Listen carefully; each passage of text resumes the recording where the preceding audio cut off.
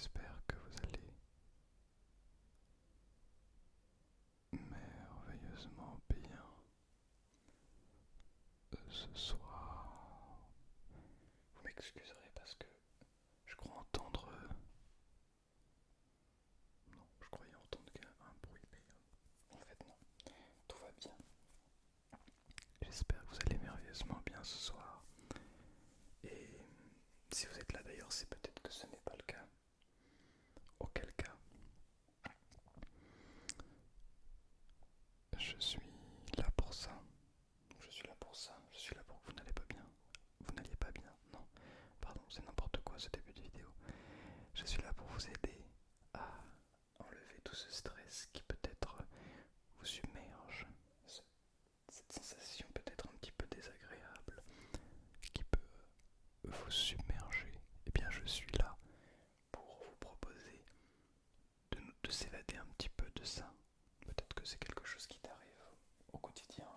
Peut-être que juste je sais pas, quelque chose t'est arrivé, tu as fait quelque chose, peu importe en fait. On va essayer de penser à ce qui s'est passé, ok? Dans un premier temps, réfléchis un petit peu à ce qui s'est passé. N'hésite pas à venir en parler, soit dans les commentaires si tu as envie de décrire ce qui ne va pas. Ou si ça va, n'hésite pas à me dire dans les commentaires aussi. D'ailleurs, tout est, tout est bon à prendre. Je prends tout dans les commentaires. Euh, et ouais, donc n'hésite pas à me dire dans les commentaires ce qui s'est passé ou venir sur Instagram si tu souhaites en parler un petit peu plus en privé. Je suis là pour t'écouter avec grand plaisir et sans te juger bien sûr. Bon, avec cette introduction un petit peu chaotique, si je puis me permettre, je vous propose qu'on se détende ensemble et ce, en prenant les choses dans l'ordre. Alors, dans un premier temps, on va boire de l'eau. Quelque chose de très important que je propose à chaque début de vidéo, mais si vous n'êtes pas des habitués de cette chaîne YouTube, eh bien vous n'êtes peut-être pas au courant. Mais je propose de boire de l'eau à chaque début de vidéo pour se mettre déjà dans le bain, si je puis me permettre.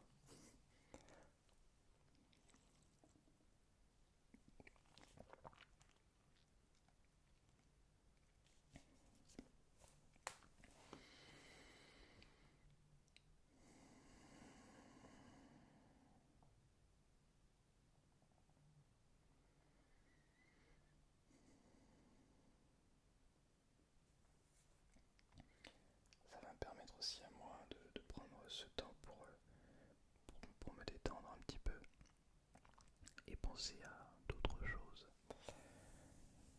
Bon alors, normalement c'est la dernière vidéo d'avance. Je reviens cette semaine. Là pour moi c'est dans plus d'un mois, non un mois à peu près. Pour vous c'est là en fait maintenant. Je devrais être revenir dans les prochains jours. Euh, et donc c'est la dernière vidéo en avance. Je pars dans quelques jours pour un stage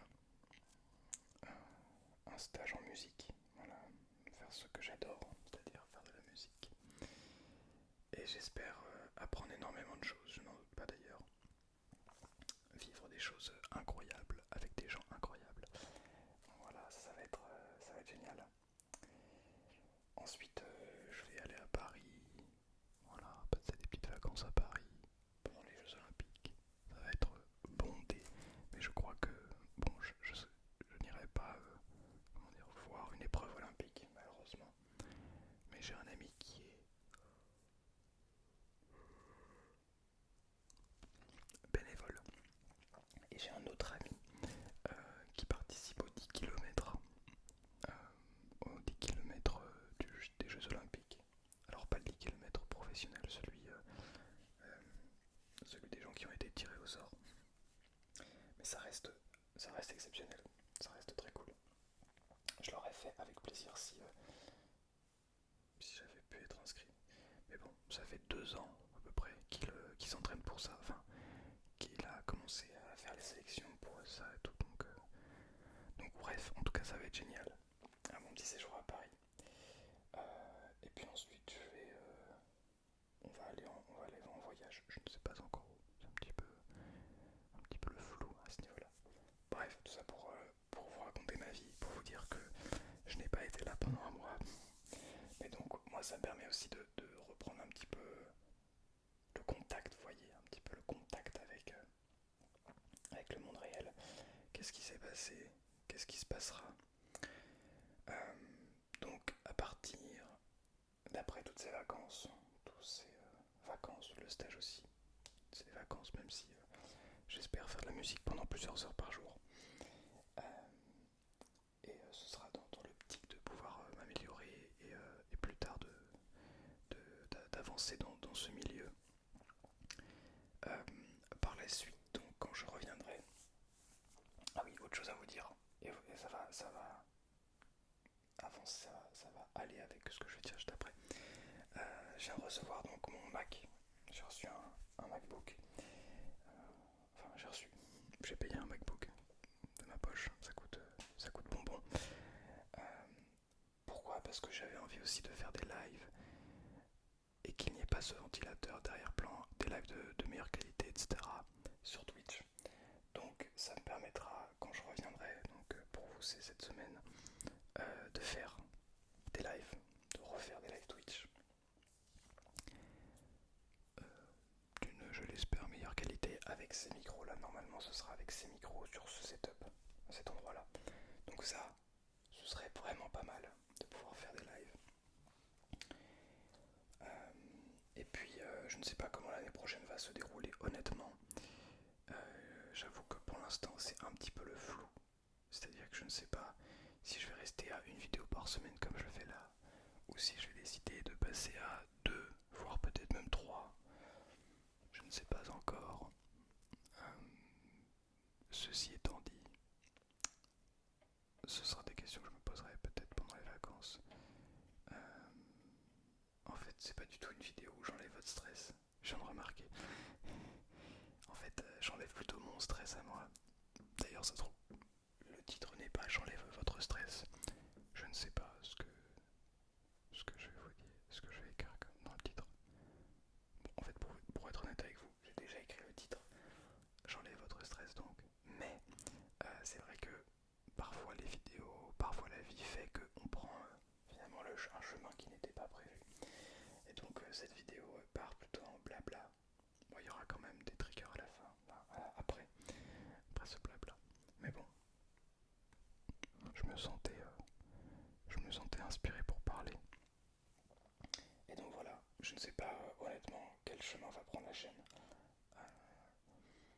Je vais essayer de me consacrer beaucoup. Donc, pour celles qui ne sont pas au courant, je fais de la musique et j'essaie d'en devenir professionnel. Et pour ça, j'aimerais bien passer par une école supérieure. C'est comme ça qu'on les appelle, les établissements d'enseignement supérieur. Il y en a quelques-uns un peu partout en France. Et il y en a deux très très gros en France qui sont les deux conservatoires nationaux, qui sont le Conservatoire national supérieur de musique et de danse de Lyon et le Conservatoire national supérieur de musique et de danse de Paris. Et moi je vis donc celui-ci, celui de Paris. C'est l'établissement, donc je suis allé déjà 2-3 fois là-bas pour rencontrer la classe de là-bas, etc. Et c'est un endroit,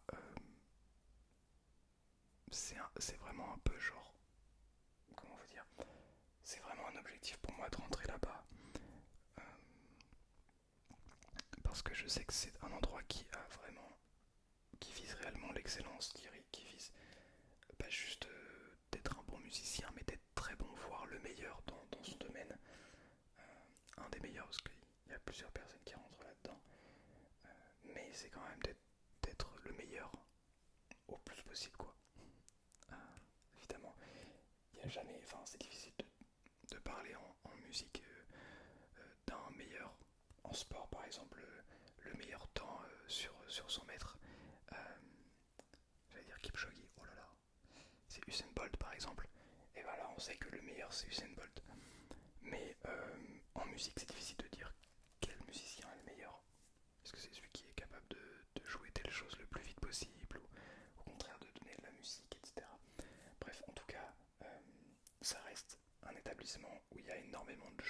excellent. Pourquoi? Parce que chaque année ça se déroule en concours pour rentrer dans cet établissement. Et le concours ouvre à toutes les personnes, je crois, qui veulent le faire. Je sais pas s'il y a des limites à pouvoir rentrer dans le concours. Les seules limites qu'il y a, c'est l'âge. Il faut avoir moins de 24 ans. Donc il n'y en a que 3 tentatives pour essayer de rentrer. Donc 24 ans, ça limite déjà pas mal les choses.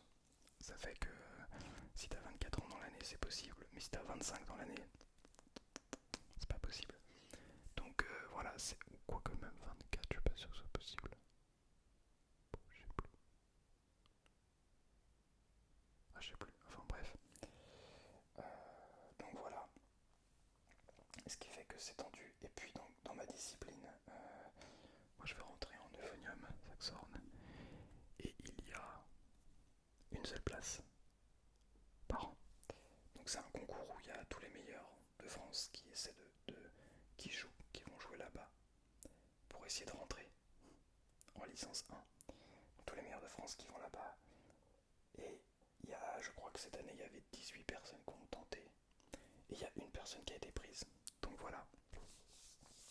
C'est un plaisir. Donc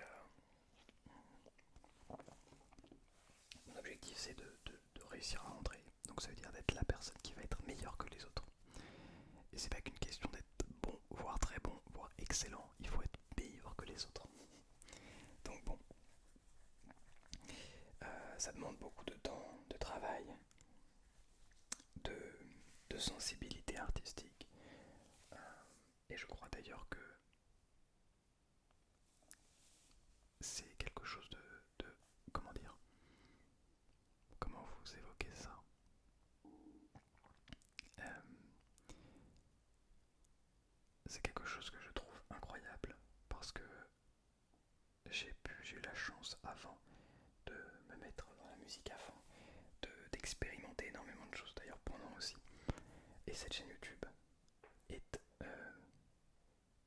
je pense, enfin l'une de mes plus grandes fiertés annexes à côté de la musique, c'est que j'ai réussi en fait grâce à tout ce travail qu'il y a derrière la chaîne YouTube à réunir des gens, donc vous et moi, à nous réunir en fait autour des mêmes valeurs, autour d'idées, autour de la relaxation, du bien-être aussi, de tout ça qui fait que on a réussi à créer cette sorte de bulle qui en fait m'apporte énormément dans la musique. La sensibilité artistique, pardon, euh, que j'essaie de fournir dans mes vidéos YouTube le plus possible. C'est pas toujours le cas, malheureusement. Je suis voire rarement satisfait par le résultat. Mais en tout cas, le processus est là et montre et surtout me pousse à être créatif dans la vie, voire même être créatif dans la musique. Et je crois que c'est quelque chose que peu ont en fait, d'avoir ce genre d'expérience. Mon voyage au Pérou, le GR20, un marathon, vous avoir vous en fait, enfin, tout ça c'est des choses qui forment, je crois, un être humain en fait avant tout. Un musicien oui, mais un être humain avant tout. Ce qui fait que c'est toutes ces choses-là qui, quand on arrive à les combiner, à les, à les mélanger en fait, pour en créer quelque chose. En fait, on mélange plusieurs aspects pour en créer hop là quelque chose de solide. Et bien c'est là où on vient en fait proposer de la musique, proposer, dans mon cas, mais ça peut être si vous faites quelque chose d'artistique ou même pas forcément artistique d'ailleurs, mais proposer de l'âme dans ce que l'on fait. Et d'ailleurs c'est quelque chose que je vous invite en fait à faire, c'est d'expérimenter énormément de choses pour être capable d'avoir beaucoup plus de recul en fait sur le monde qui vous entoure. Essayez de comprendre un petit peu comment chaque chose fonctionne. Euh, Essayez comment dire, de le vivre, de le ressentir, de l'interpréter, d'avoir un regard objectif, en ne perdant pas de vue qu'on a toujours un aspect subjectif à toutes les choses que l'on essaie de regarder.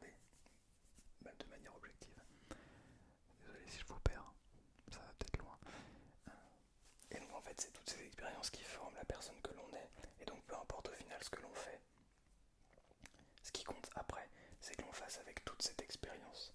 C'est que vivre à tel endroit, faire telle chose, en fait ça ne permet pas juste de dire oh chouette, j'ai couru un marathon en entier, chouette, j'ai fait telle chose, telle chose.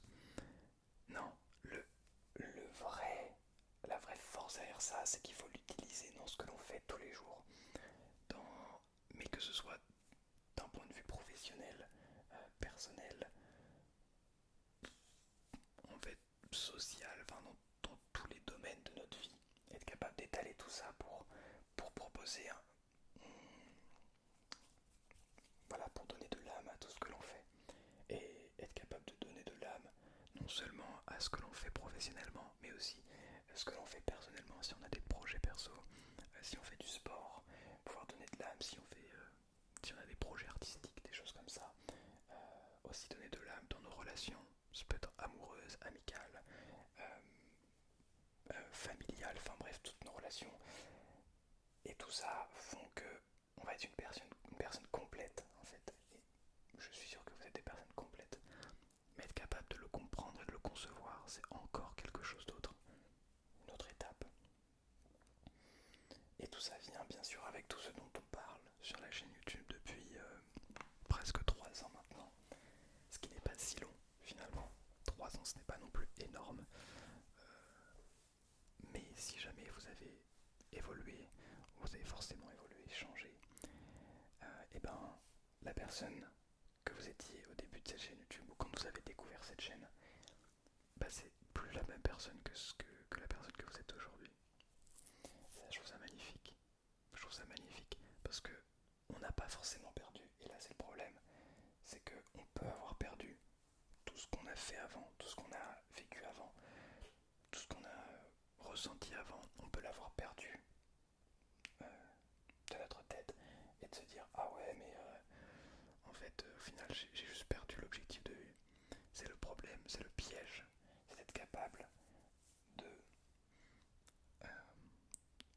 on commence quelque chose et on sait pourquoi au début, mais quand on va plus loin dans ce quelque chose, parfois on oublie pourquoi on le fait réellement, quelles sont nos motivations profondes, intrinsèques,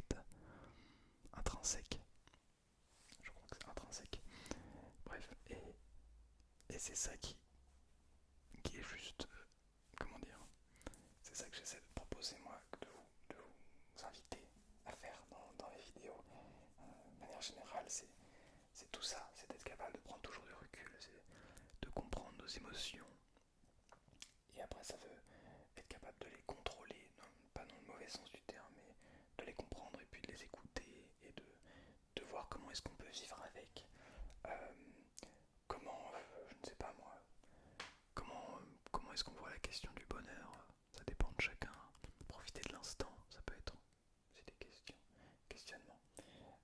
Bref, c'est toutes ces choses-là qui font que j'essaie de pousser la réflexion le plus loin possible, même si parfois ça ne va pas hyper loin, on est d'accord, mais on pourrait faire des vidéos de plusieurs heures à ce moment-là.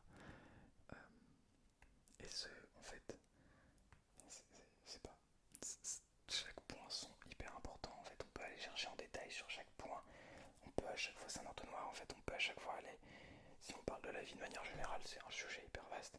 Mais dans la vie, il y a pas mal de choses différentes. Dans chaque chose différente, si on zoome et qu'on prend un seul domaine, il y a plein de sous-petits sous-domaines. Si on prend un petit sous-domaine, bah, il y a énormément de sous-sous-domaines, etc., etc. Et en fait, on peut à chaque fois plonger encore plus dans les détails. Et je trouve ça magnifique. Par exemple, l'effet Dunning-Kruger, Dunning-Kruger, je crois, dont on parlait en live pour celles et ceux qui sont en live avec moi. N'hésitez pas d'ailleurs sur Twitch, les liens sont dans la description. On a parlé de ça l'autre jour et je trouvais ça hyper passionnant, vraiment. En fait, c'est une courbe qui montre le niveau de confiance par rapport à nos compétences. Donc le niveau de confiance par rapport à nos compétences. Ça montre qu'au tout début,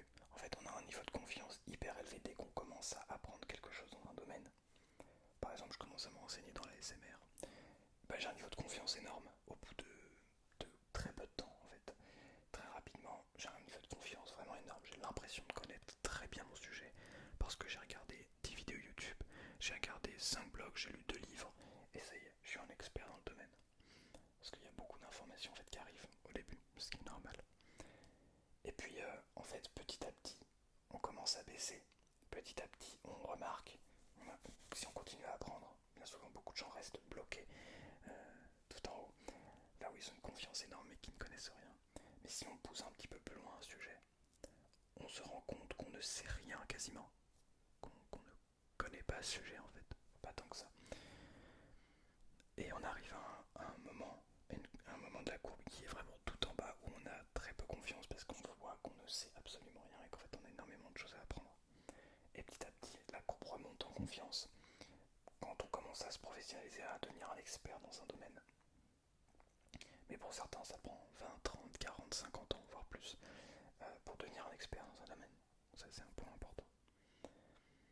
Et ça explique énormément de choses. Quand on parle avec des gens, peut-être que je devrais vous le mettre en fait. Je vais voir pour essayer de vous le mettre.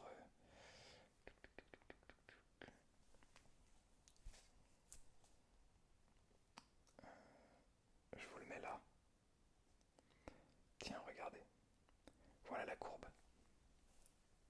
J'espère que vous allez pouvoir voir. Je sais pas si on voit. En gros, voilà. Ça veut dire que si on prend, ça c'est la courbe des gens qui ont bien confiance en eux. Et ici, c'est les experts. Donc en fait, bien souvent, on va avoir des débats,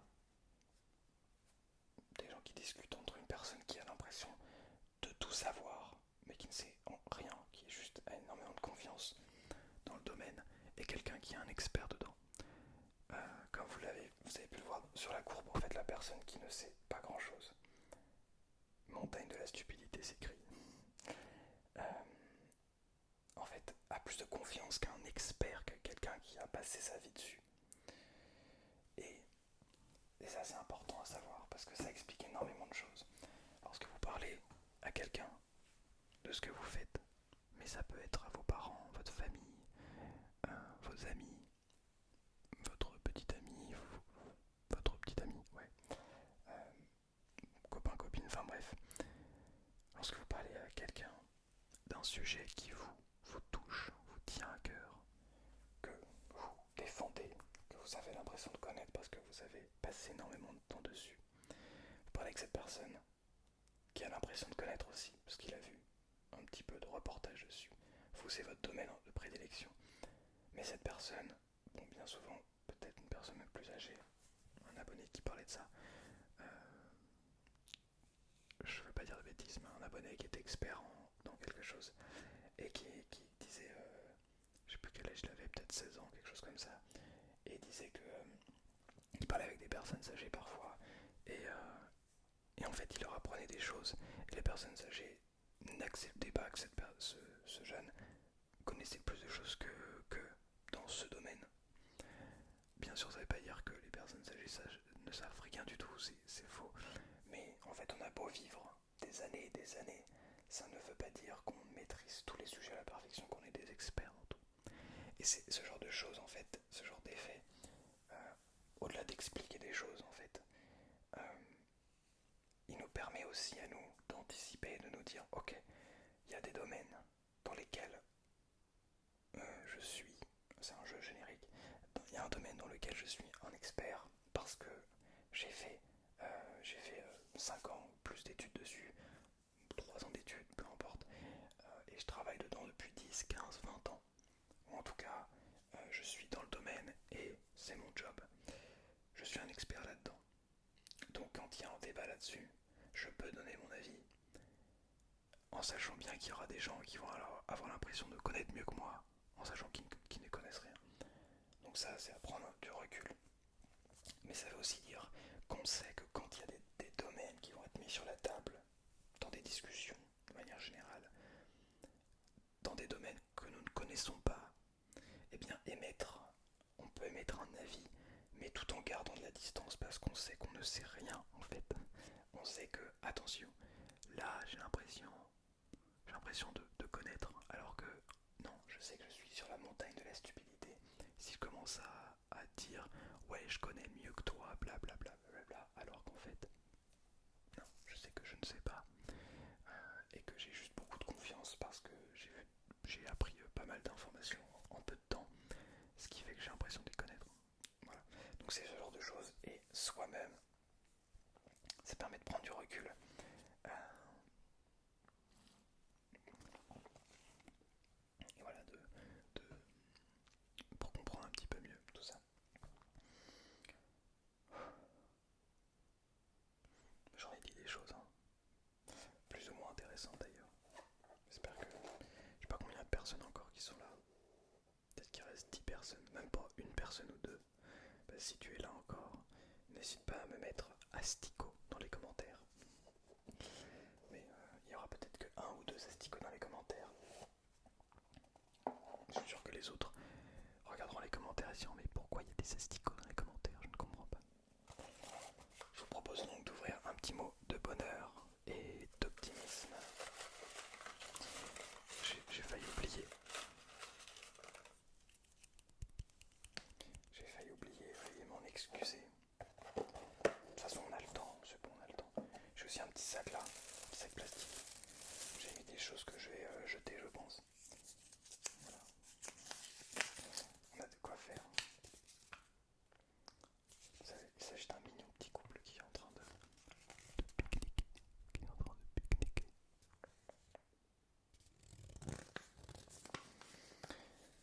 Le bonheur est possible et il vaut mieux aller à sa rencontre qu'en écouter le récit, pardon.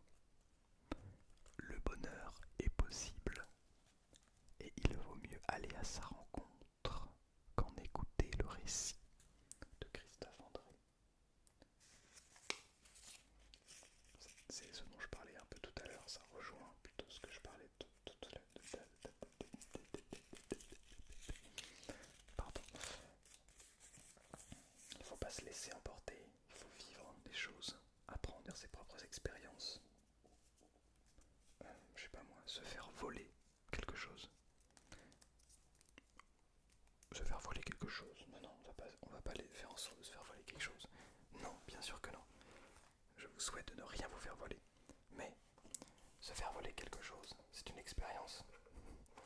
Et pour comprendre les gens qui sont volés, il faut se faire voler. Parce que si on ne s'est jamais fait voler quelque chose,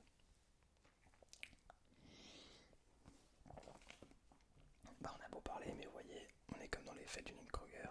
Si on ne s'est jamais fait voler quelque chose, on a juste vu des reportages de gens qui se sont fait voler leur vélo, par exemple. Juste un exemple au cas où, au hasard. Parce que je me suis fait voler 2 vélos. Bref. Et donc du coup on a l'impression de savoir ce que ça fait que de se faire voler. Donc ça y est, on a plus de confiance que des gens qui se sont fait voler. Toujours ce genre de choses aussi à prendre en compte.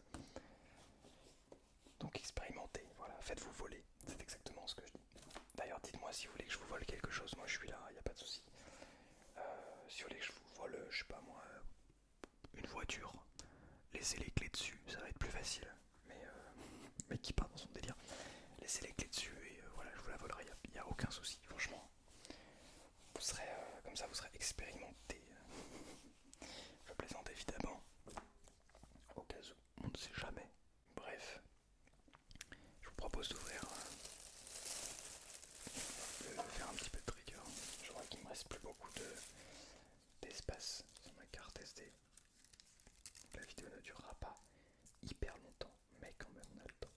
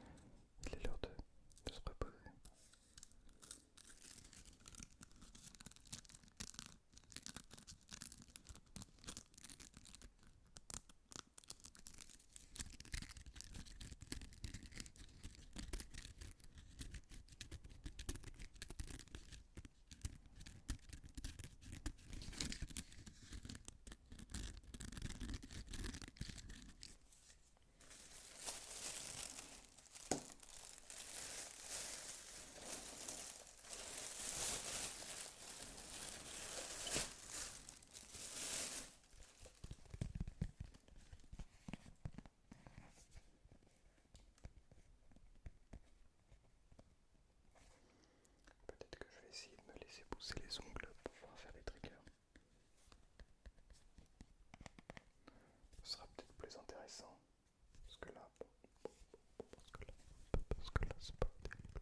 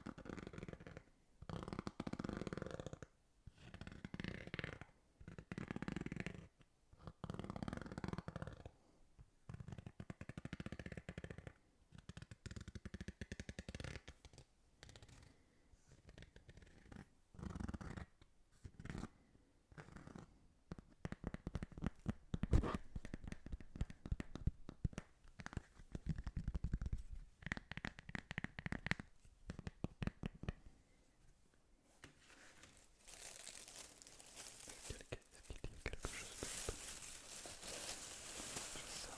Je ne sais pas trop quoi en faire.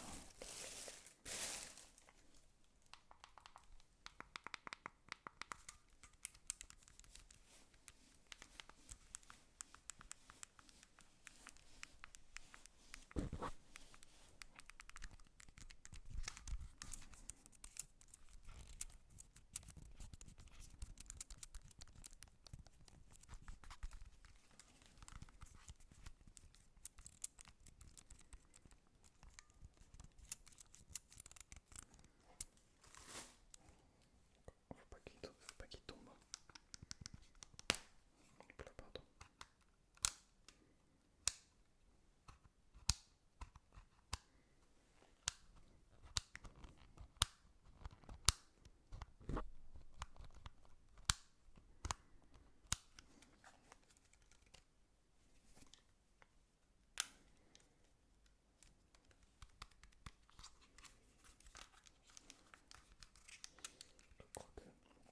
Je crois que ça avait été mon premier vrai appareil photo. Un petit Nikon.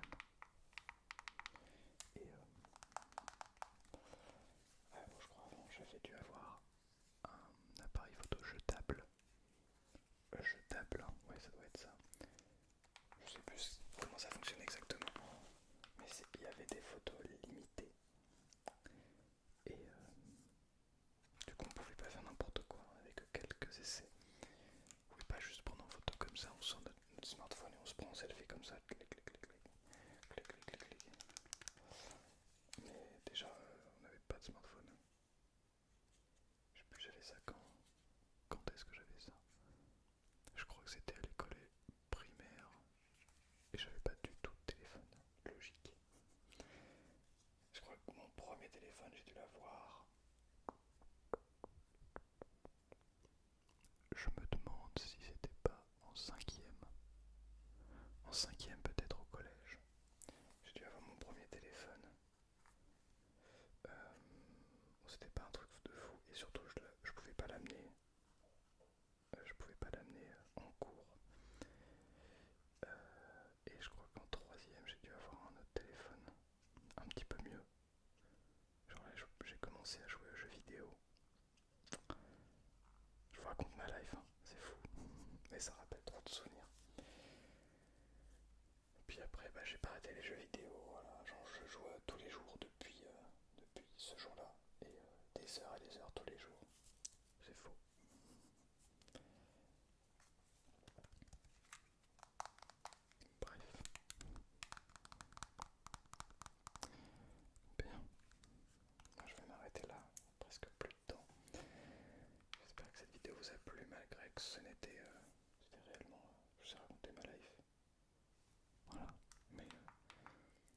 passer un bon